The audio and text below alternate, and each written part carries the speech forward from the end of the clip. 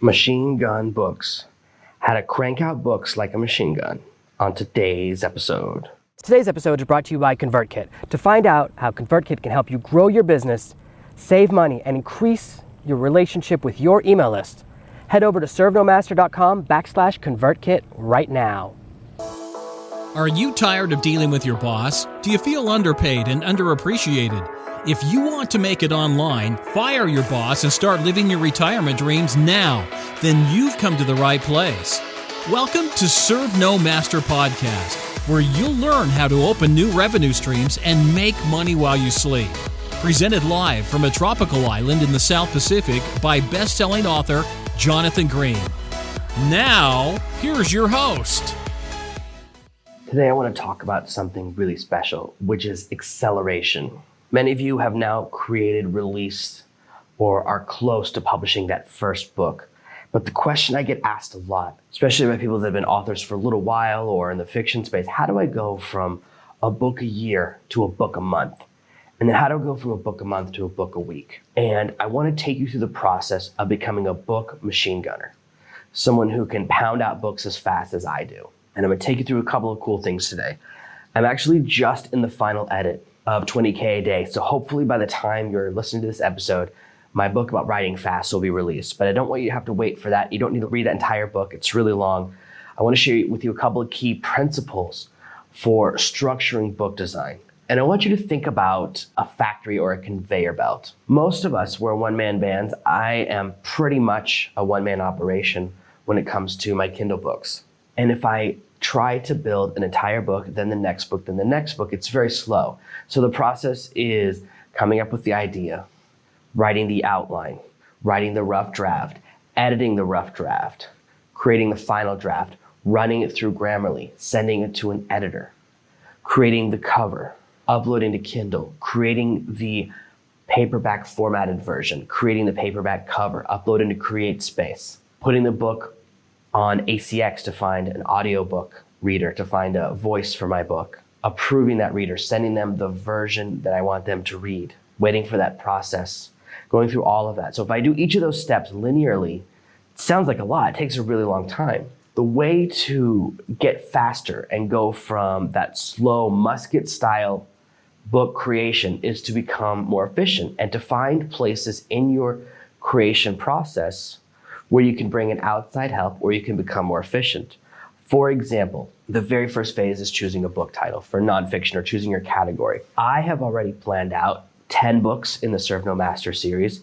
I already have 9 more outlines finished in the Habit of Success series. And I have over 100 titles for books that I plan on releasing. During my flight back from America, 16-hour flight from Los Angeles to China, I wrote every single book title I could think of to fit the area I'm targeting. I had some really great conversations with other successful authors. While I was in California, I had a nice lunch meeting with about 15 other authors who are all doing amazing things.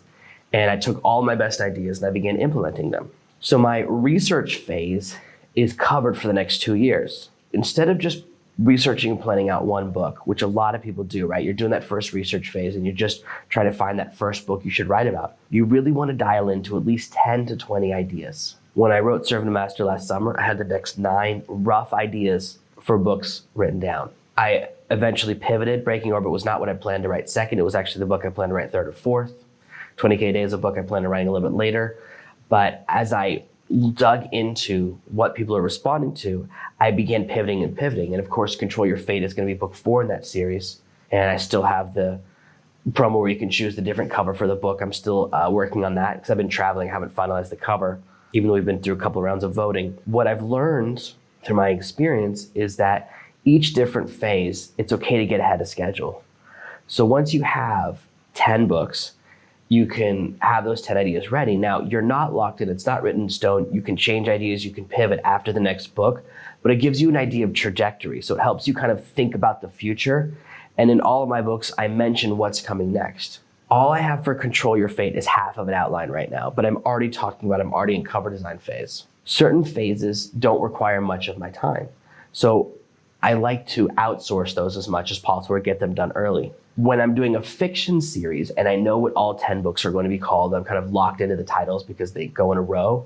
as opposed to doing research and pivoting with nonfiction, I get all the covers done in advance. I have an entire romance series of books where the covers are done, and I haven't even written book one. I just have the idea and the title, so I haven't had time to work on the book. That's how far in advance you can get. Now, a book cover costs me $5 a cover, and even those more expensive people that want 10 or 15, if you order 10 covers, they'll do them at $5 a pop.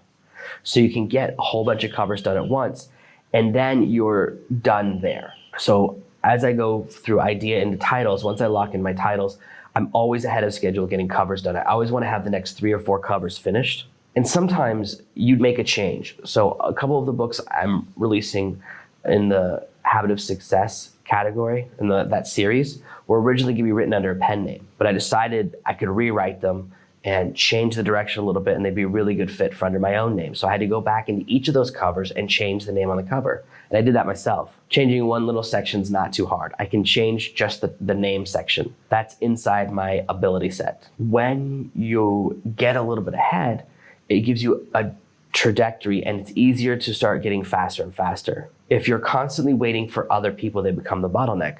It takes 3 weeks or so for me to get the perfect cover for a book. If I'm waiting and not writing during that 3 weeks, that's lost time. I don't want that to happen, or I don't want that to be freezing me. So I begin to layer the parts of the process. Any part that's not me, I send out to someone else as quickly as possible. So the cover design, once you have the title done, you can start the cover design, and then you can begin working on the outline. Now, you might not be a very good researcher. It might be your area of weakness. If that's the case, you can hire someone to write the outlines for you, to do the research phase for you. And that's absolutely fine. I have an assistant who helps me put together outlines. I give her a bunch of my ideas. I send her a bunch of books I want her to read. I send her to some training videos. I put together a whole package of stuff. And I say, go through all this material, find the best stuff, and help me write that first table of contents based on that. And she'll write an outline, and then she'll write a deeper outline based on my feedback and material. So I don't do a lot of my own outlining anymore. Now, what happens is that her outline ends up being probably 40% of the final outline, but that's still a big help to me. She gives me a structure and a shape for the book, and then I go in and go, okay, this is a really good structure. Here's what I want to add. Here's the Jonathan magic. Here's the sections I want to add to the book. Here's how I want to tweak it. And sometimes she'll have entire sections that I just delete because I don't like them at all, or they don't fit my brand, or they're things that I don't agree with. And that's okay. She's doing pure research, so she doesn't know my voice, she just knows the research. That means that while I'm writing 20K a day, she can be researching Control Your Fate. As soon as that's done, she can be researching Kill the Sniper. So she researches books and products I'm creating. Having someone to help you in a different phase is really good. Now, I outlined and created a whole lot of books before I brought someone in, but having someone to do that one spot, which is pure research, which doesn't require creativity, more people are able to do that. Most people who go to college, most people who graduate college who've ever done a dissertation or a thesis or any of that stuff, they know how to do research really, really well. And it's not expensive compared to hiring a ghostwriter. Paying someone to write for you is expensive. Paying someone to research, it's not nearly as expensive. It's probably 1/5 the price because it's a much more common skill. For every person who can write, there are 5 or 10 people who can research. Because really what I have her do is just read books and write bullet points and say, oh, this is an interesting topic. The other advantage of having someone do this is ensure that you never actually plagiarize. So everything, she takes what she's read, she just writes bullet points and kind of highlights or turns that book into an outline, chooses her favorite section and sends them to me, and then I take her notes and I write totally new stuff based on just her ideas. So it also ensures that we're finding structure and ideas, but not actually content from other books. It's a little firewall that I like to have in place, and it also helps me be faster.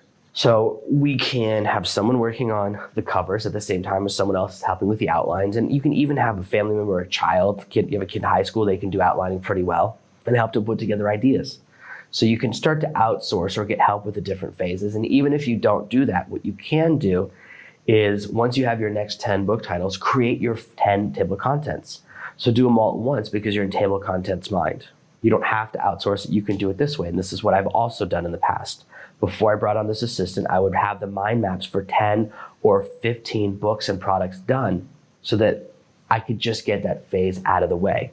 See, each phase kind of activates a different part of your mind. There's the part of mind where you're researching and thinking of title. There's a part of your mind where you're researching, choosing category. There's a part of mind where you're creating that table of contents. Then there's the part of your mind where you're doing deeper researching, kind of creating the deeper table of contents.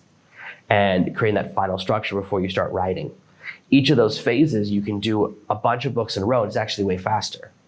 So that way, you have your 10 outlines done. You can start writing book one. While you're writing book one in your series, the cover comes back and it's done. So now you have the cover and the outline and the table of contents for book one, and you're writing it. And while you're writing it, then the table of contents and the cover are done for book two before you finish book one. This means that as soon as you finish writing book one, you publish it and you can just immediately start the next day writing book two. Now, what about the editing process? Great question. I like to, if I'm editing myself, work on something in between finishing writing the book and beginning the editing process. A really big mistake is to finish writing a book before lunch and right after lunch start editing it. You can't do that. It requires a very different mindset and it requires fresh eyes. One of the mistakes that I make a lot if I try to edit too soon is that I can't remember where sections are. I go, oh, did I already talk about this earlier in the book, or do I talk about it later and I'm remembering writing it rather than editing it? One of my big problems is that sometimes I want to write or talk about the same thing 4 or 5 times in a book. I'll forget that I talked about it and I'll re-talk about it too many times. So I have to watch out for that, and that happens especially when my editing and writing are too close together. If you're having friends review the book, which I really recommend, you can send out copies of the first draft to 5 or 10 people and just have them look at structure. Especially if you're in fiction, you go, hey, does this story sound interesting? Are there big plot points that are messed up?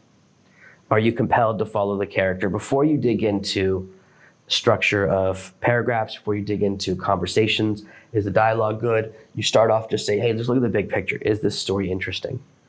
Is there any part of the story where you got confused? And while they're doing that, while they're reading it, which could take a week, you could begin working on book two. You can begin working on something else, which is what I always do. Now for me, sometimes I'll finish a book and I'll start working on a blog post. I'll start working on a bunch of podcast stuff.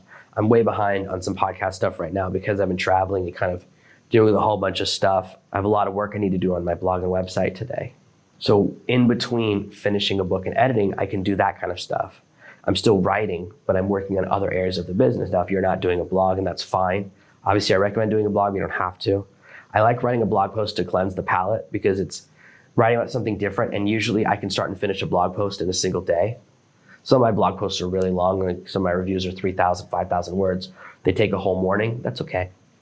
Just working on that takes all my attention and helps me to reset how I think about the book. So it's really valuable to use that time efficiently. If you're doing one book at a time as a single unit, well then the time between finishing the book and editing is wasted time because you have nothing to do. You're not in production.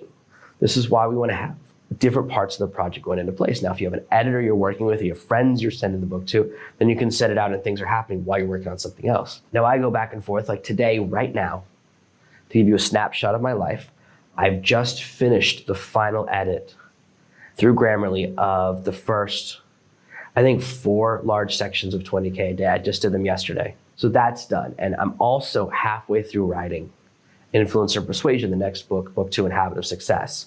So I can either edit or write. I can go back and forth depending on what I do. I'm also working on writing a sales letter for a customer, for a client I'm working with who I'm really excited about. So I can work on that. So I have 3 writing projects that are all big, that are all different. And by jumping between them, I can cleanse the palate. Now, what I don't do is do 10 minutes, 10 minutes, 10 minutes. What I'll do is edit a couple of sections of 20K a day. And then when I kind of feel tired of doing that, I'll jump in and really dig into the sales letter. And whenever I need to cleanse the palate, I can work on influence and persuasion. That's a really shorter project. That's something I can finish in a day or two. But it's like it's the lowest priority on the tree. So that's why it's at the bottom. And mixed in, I'll work on some blog posts or work on some podcast stuff, writing podcast descriptions. So I have all these things that I can work on. Because I have multiple things in development, if I get tired of one or if I hit a brick wall in one, sometimes when I'm writing a sales letter, I'll go, I hate this, or I'm just stuck, or I don't like this section. And I hit a little bit of like emotional writer's block, like I'm not loving the story. And what I need to do is put it down and work on something else, because when I come back and I'm refreshed, I'll see it the correct way. So oftentimes, space is an important part of my writing process.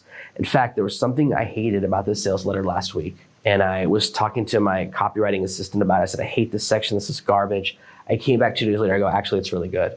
So sometimes we just need a little bit of space because we get caught up in the moment and we start to self-doubt or question, or we're looking at something too long, if you read the same paragraph 5 times in a row, you look at it very differently than the first time. So having multiple projects on the go is a good way as a writer to increase your efficiency. This is how you become book machine gunner. Now, this is different than shiny object syndrome because this is systemized. I'm constantly finishing projects. I just released a procrastination book, I think just over 2 weeks ago. And I've been traveling, otherwise I probably would have put out another book in between then and now. But having a bunch of books systemized, having books coming out like a factory floor, means that I can be far more profitable. One of the guys I hung out with and met a couple of days ago, last week, actually I had lunch with him, I think 9 days ago. Time flies when you jump time zones.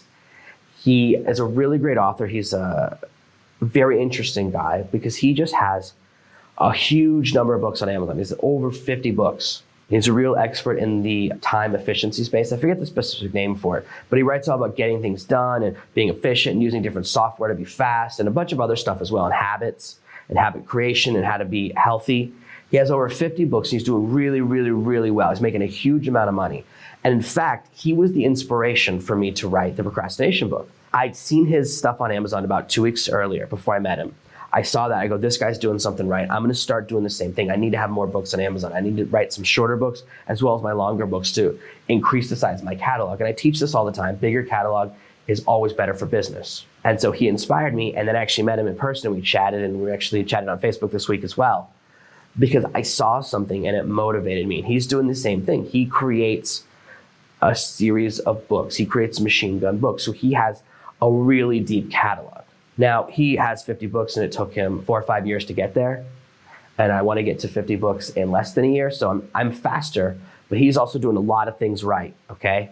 I'm really impressed with that area of his business. Now, there are other areas of my business where I'm doing better, but I can admit when I see someone doing something really good and it inspires me.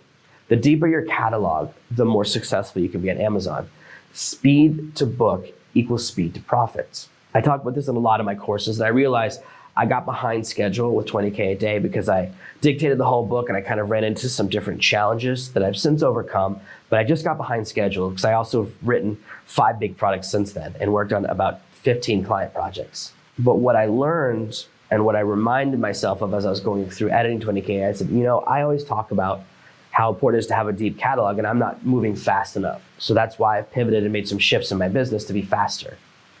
My original plan was to release a Serve No Master book every 2 months, but I'm already 4 months behind schedule on 20K a day if that's the calendar I'm on. So that's why I'm realizing I need to do big books and small books because I want that deep catalog, and that's what you need. When you have 10 books in a series and each book is $2.99, you make $2 a sale. That's about the commission from Amazon. So if you have someone come into your series, they buy all 10 books, you make $20. If you only have one book, you only make $2.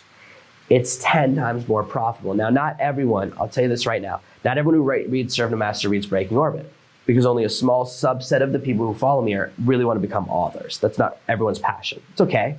I learned that, and that's why I'm pivoting. So before I really learned that lesson, I'd already started 20K a day, and I think 20K a day is actually really valuable for even people that don't want to be authors. It's just such a valuable skill. But that's why the next book is called Control Your Fate, because I realized most of my audience likes a wider book, especially on Amazon. So I'm reacting to my audience. I'm reacting to my sales on Amazon. I pay attention to what people email me about. It's okay to have a plan and then adapt. Like the classic quote from the Prussian general, no plan survives first contact with the enemy.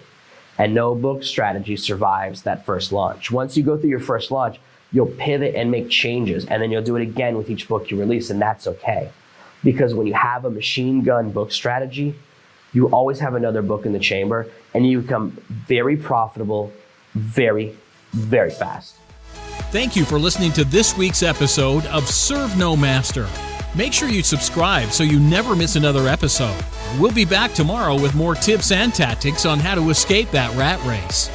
Head over to servenomaster.com/podcasts now for your chance to win a free copy of Jonathan's bestseller, Serve No Master. All you have to do is leave a 5-star review of this podcast. See you tomorrow. You've just listened to another amazing episode of the Serve No Master podcast. Make sure to subscribe, and we'll be back tomorrow with another amazing episode.